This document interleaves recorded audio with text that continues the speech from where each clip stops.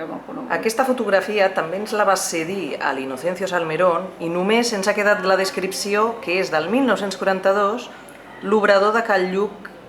Sí, el Lluc era un senyor que feia mobles. Per exemple, això deu estar fet per ell perquè és exactament el que feia. Si sabeu aquests àngels, veus aquests àngels? Els va fer ell, era una creació d'ell. Era un artista, dels mobles i del que sigués.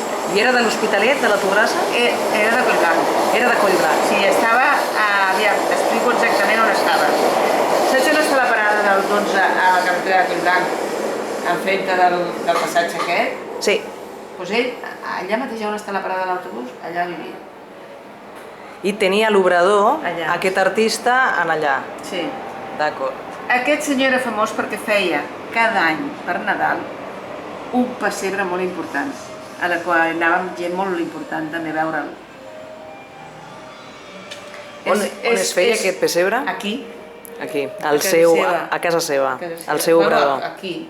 Era un pessebre preciós que el venien a veure de tot arreu de Barcelona, Sí, sí. Va ser un personatge important per les... Va fer verdaderes preciositats de mobles,